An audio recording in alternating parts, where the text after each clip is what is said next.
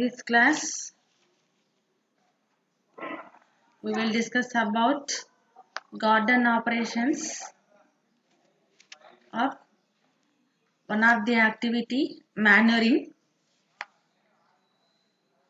Manure is an organic matter used as a kind of fertilizer. It is something like natural. It is derived from animal feces.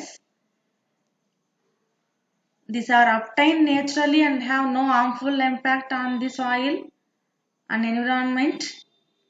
The different types of manure includes green manure, farmyard manure, compost manure, and biofertilizer. So manure or manuring, so దీన్ని మనం తెలుగులో ఏమని పిలుస్తామంటే ఎరువుగా పిలుస్తాము. Is an organic matter, కర్బన సంబంధిత పదార్థం అన్నమాట. ఏ రకంగా? ఫెర్టిలైజర్గా, పోషక పదార్థంగా. సో ఇది సహజ సిద్ధంగా తయారైనటువంటిది అన్నమాట. ఎక్కడి నుంచి గెట్ చేస్తారంటే అనిమల్ యొక్క వేస్టేజ్ నుంచి. And these are obtained naturally and have no harmful impact on the soil and environment. ఇలాంటి సహజ సిద్ధంగా తయారైనటువంటి ఫెర్టిలైజర్ అనేది ఈవెన్ సాయిల్ కానీ, నేలకు కానీ, వాతావరణానికి కానీ ఎలాంటి ప్రభావం అనేది చూపించదు. ముఖ్యంగా చాలా రకాలైనటువంటి ఎరువులు ఉన్నాయి. ఇవి ముఖ్యంగా నేలను కానీ, మొక్కను కానీ సారవంతం చేయడానికి ఉపయోగపడతాయి అన్నమాట. అలాంటి వాటిల్లో గ్రీన్ మాన్యూర్, పచ్చిరెట్ట, farm yard manure, so farm cattle and other animals యొక్క వేస్టేజ్తో తయారైనటువంటిది. Compost manure, so different plant పార్ట్స్తో ఫెర్మెంట్ చేసే ప్రాసెస్ని కాంపోస్ట్ మాన్యూర్ అంటాము, వేస్టేజ్ ఆఫ్ ప్లాంట్ పార్ట్స్ని. So and then biofertiliser, so ఫెర్టిలైజర్స్గా డిఫరెంట్ లైఫ్ ఆర్గానిజమ్స్ అనేటివి హెల్ప్ చేస్తాయి. వాటి యొక్క ఇంపార్టెన్స్ ఎంతో ఇక్కడ మనం చెప్పుకుంటున్నాము. So first one is green manure.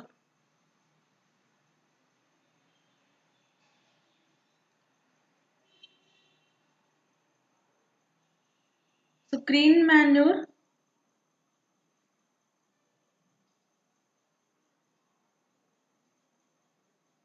అనేది చెప్పుకోబోయే ముందు అసలు ఈ మాన్యూర్ యొక్క కాంపోనెంట్స్ ఏంటి, సో ఎలా దీన్ని గెట్ చేయొచ్చు. So manures are plant and animal waste that are used as sources of plant nutrients. They release nutrients after their decomposition. The art of collecting and using waste from animal, human and vegetable sources for improving crop productivity. Manures are the organic materials derived from the animal, human and plant residues which contain plant nutrients in complete organic forms. Naturally occurring or synthetic chemical obtaining plant nutrients are called fertilizers, and manures are nutrient content per unit quantity of longer residual effects besides improving soil physical properties compared to fertilizers with high nutrient content. The major sources of manures are cattle shed waste, dung, urine and slurry from biogas plants, human habitation waste, night soil, human urine, town refuse, sewage sludges and solace, poultry litter, dropping of sheep and goat,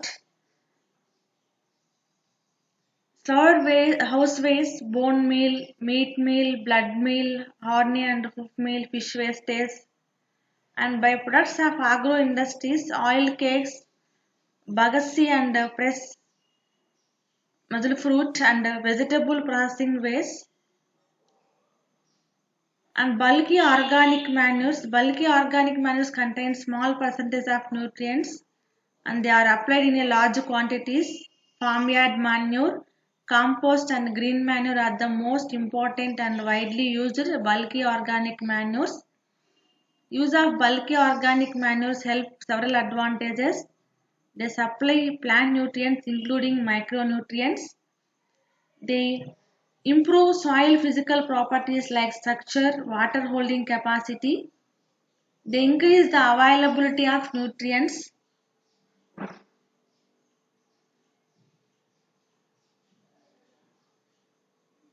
First one, green manure. So generally, green manure crops be inexpensive to plant, be easily established, produce succulent tops and roots rapidly, generate good around cover quickly, be capable of growing on poor soils. It is more advantageous to seed a legume than a non-legume because of the nitrogen gained by the soil. Generally, the legume seed is more expensive, it is more difficult to establish. The most suitable crops for use as green manure is in different countries also. So I have modified the table originally present in the garden way publication on green manures to be suitable for our climate. Even some of the crops are unsuited to certain soils or climatic regions, whereas the other crops are too valuable for highlights to plowed under the in an immature stage. There are certain advantages to growing crops together for green manuring. The major benefits to use the green manures in a crop rotation system include organic matter and nitrogen addition, nutrient conservation and protection of the soil surface during erosion prone periods of the year, and organic matter and nitrogen addition, the amount of organic matter that may accumulate through the decay of plant material by the addition of green manure may be considerable.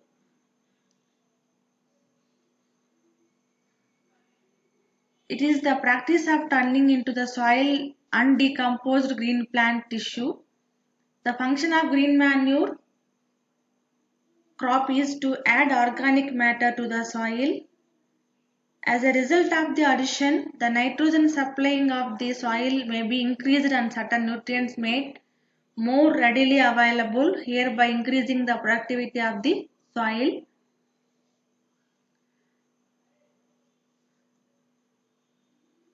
And another one is the farmyard manure. So according by several components, farmyard manures are prepared by the different animal feces. So for here 7 types of manures are there according by some Google information. I had searched that. One is chicken manure.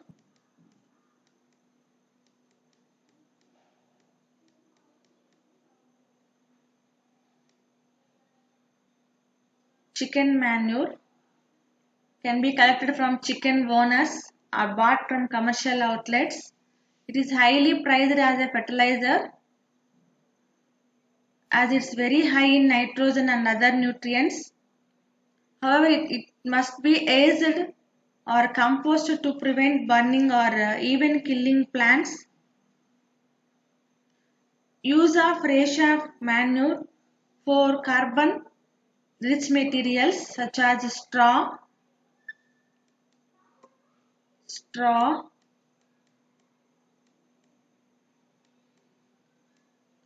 dried leaves,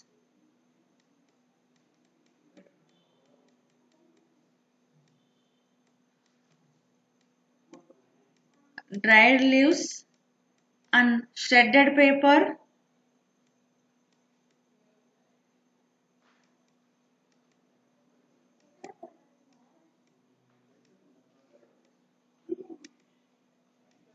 Shredded paper for a balanced compost. So phosphorus is an important nutrient for flower and fruit development, and poultry manure has a higher phosphorus content. And another second one is the horse manure.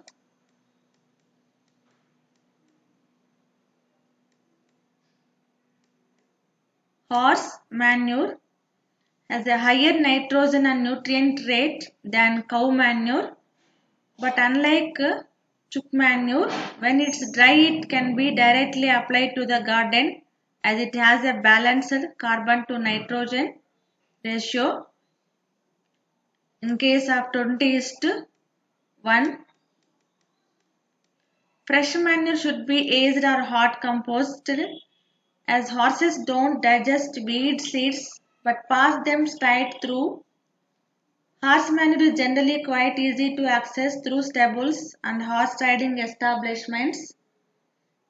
Bags for sale on the side of the road, rural areas or commercially in the garden center.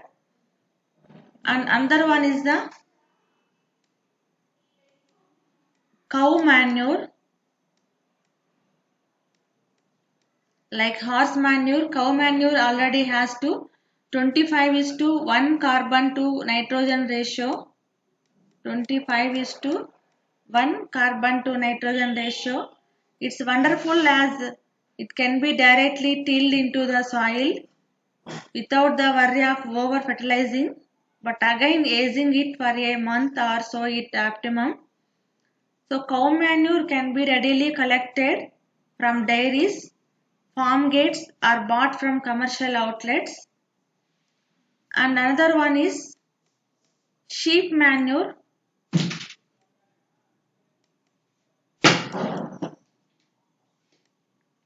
While harder to collect, sheep manure is a gardener's favorite as it's lower in nutrient content.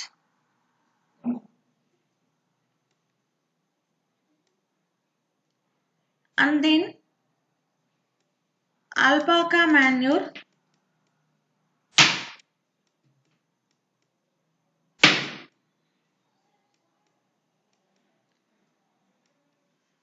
So alpaca are the one of the luma type of animals, are one of the nature's greatest composters as they have an efficient digestive system. The nitrogen and potassium content of alpaca manure is comparatively high, indication of good fertilizer. If the alpaca pellets are collected with bedding, they can be spread around fruit trees as a slow release fertilizer, similar to sheep manure. And alpacas conveniently poop in piles, making collection easier, and you can pick this manure up from alpaca farms. And sixth one is the rabbit manure.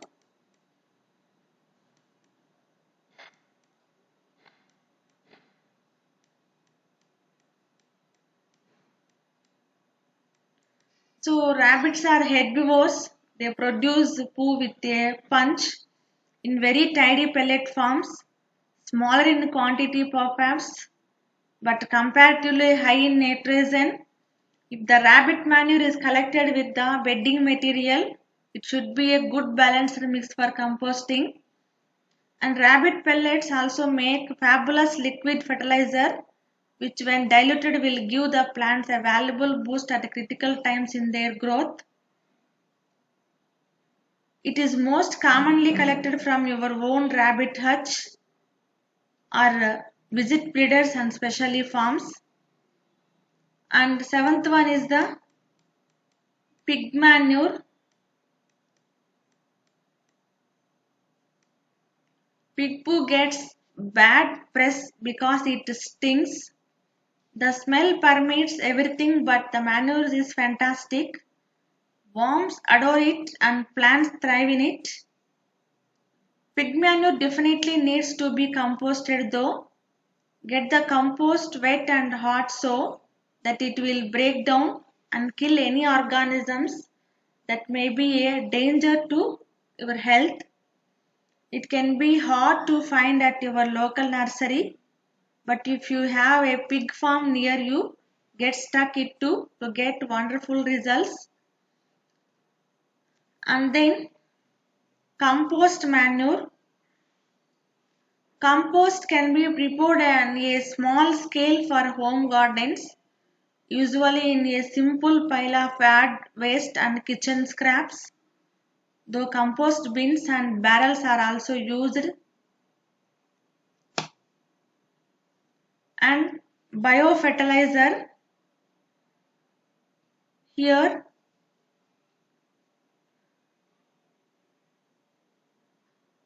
as a biofertilizer, several blue-green algae like Anabina,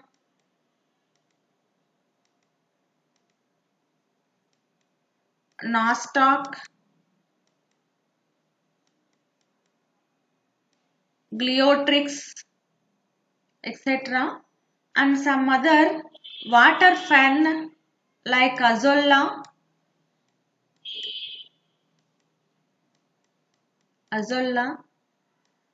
and annelid worm like wormies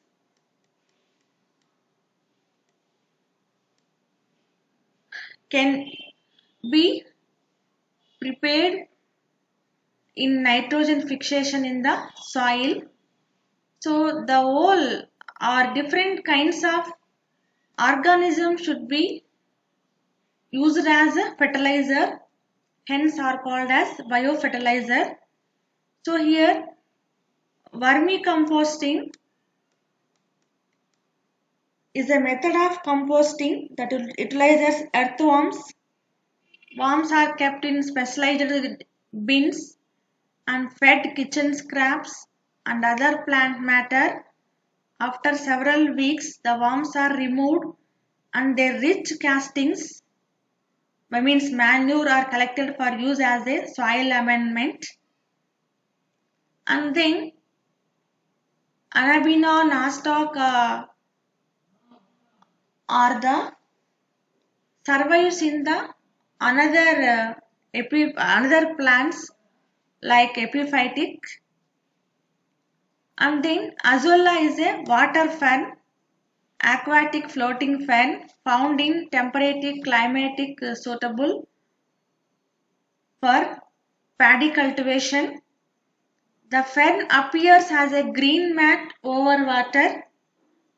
The blue-green algae cyanobacteria like Anabina are present as a symbiont with this fern in the lower cavities, actually fixes atmospheric nitrogen. The rate of nitrogen fixed is around 25 kgs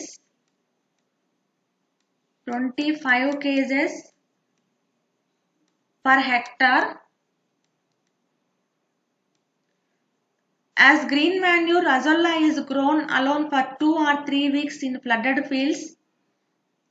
Afterwards, water is drained out and azolla fern is incorporated in the field before the transplanting of paddy. Otherwise, 4 to 5 quintals of fresh azolla is applied in standing water 1 week after planting of paddy. So dry azolla flakes, dry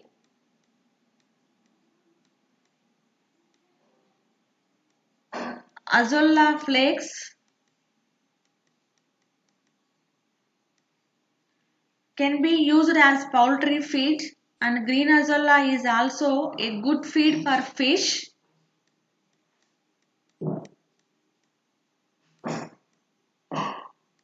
And cattle also.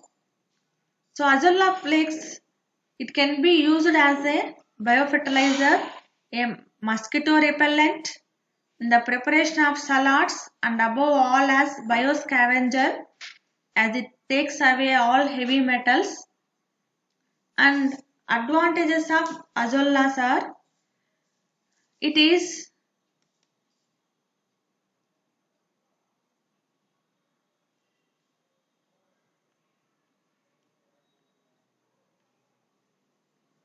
vermicompost, azolla manure here. So it is easily grows.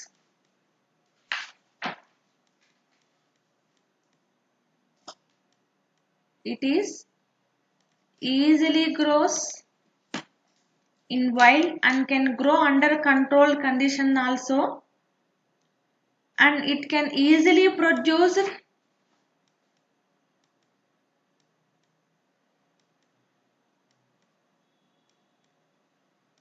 in large quantity required as green manure in both the seasons like Kharif and Rabi.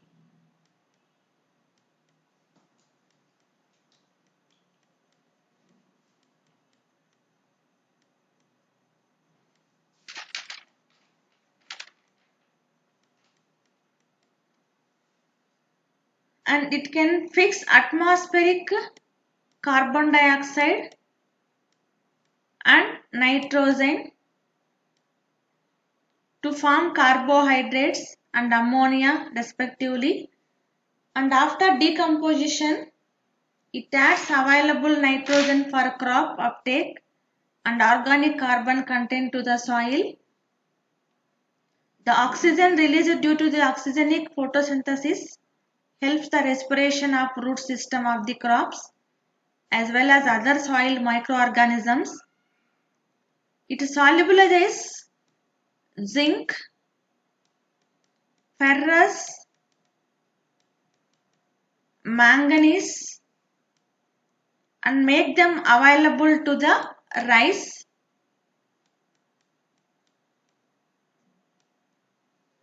Azolla suppresses tender weeds such as Kara,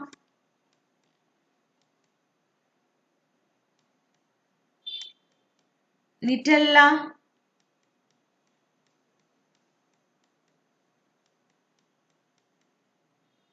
in a paddy fields, and azolla releases plant growth regulators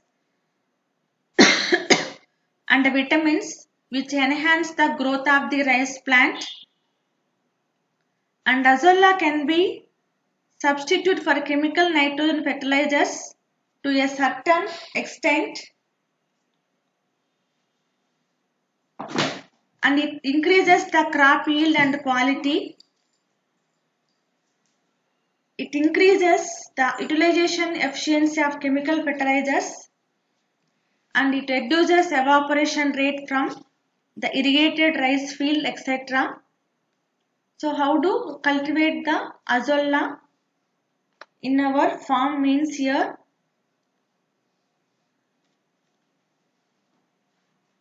So we cultivate azolla in a polythene covers or in the tanks before we filled with water along with cow dung plus compost manure with some quantity of soil near 4 to 5 kilos of soil and pour of azolla in the tank. So within 1 month the entire tank filled with the azolla plankton, fern planktons. So then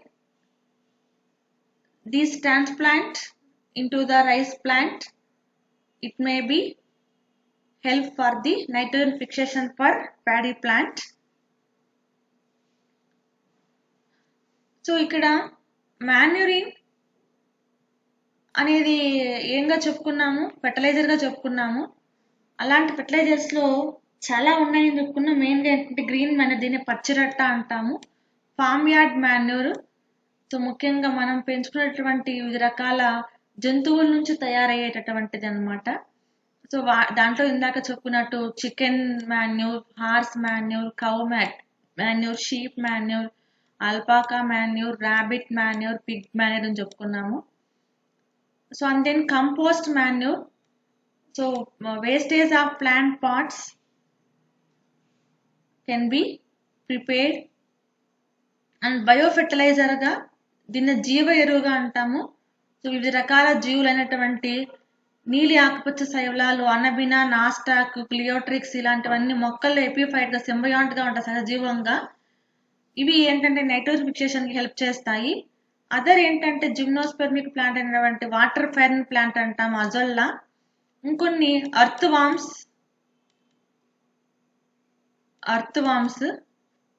ఇవన్నీ ఇంతకుముందు మీరు field visit తీసుకెళ్ళినప్పుడు చూపెట్టాము, ఎలా వీటిని cultivate చేస్తామని, ఎలా మాన్యూర్ని develop చేస్తామని.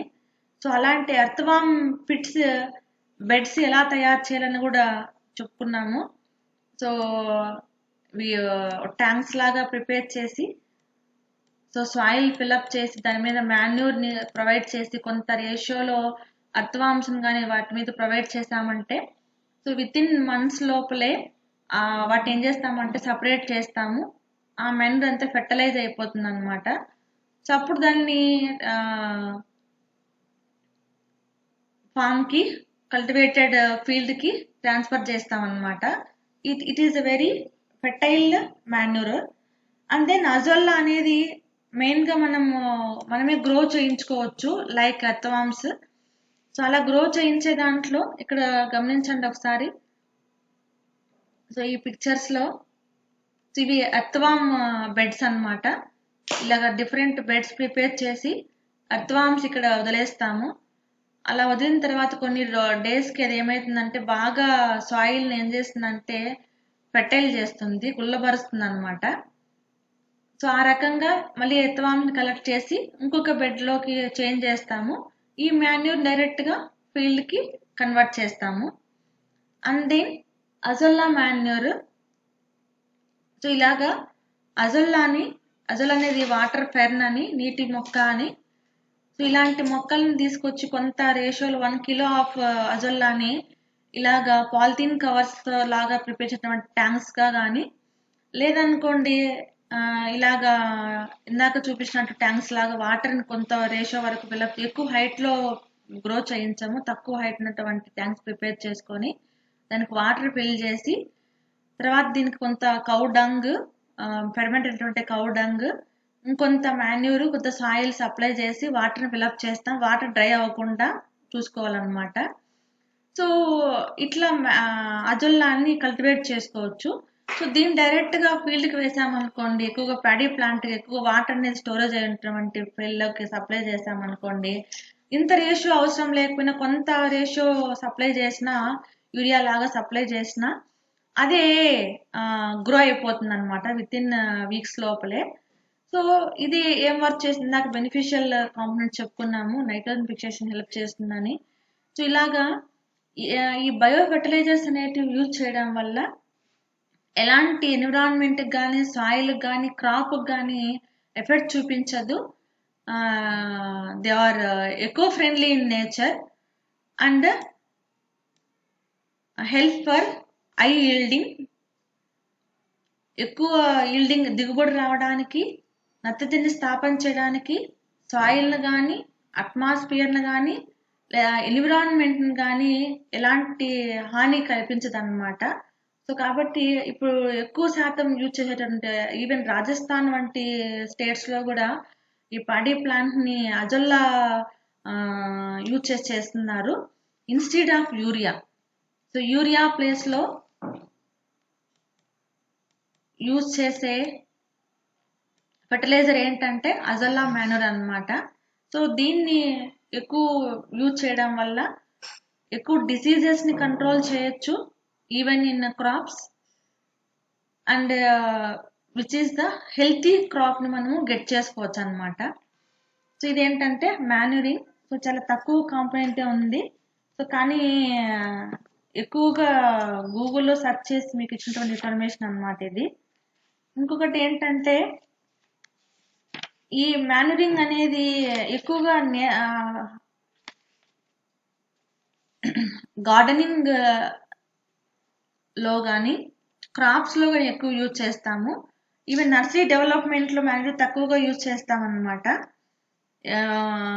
ఈ మాన్యూర్ యూజ్ చేయడం వల్ల ఈవెన్ మనం చెప్పుకున్న 7 types cows, horses, sheeps, pigs, goats, hence, chicks, cows లాగా వాటి నుంచి గెట్ చేసిన వాటిలో ఎక్కువ మైక్రో అండ్ మ్యాక్రో న్యూట్రియంట్స్ అనేటివి ఎక్కువ అందుతాయి అన్నమాట.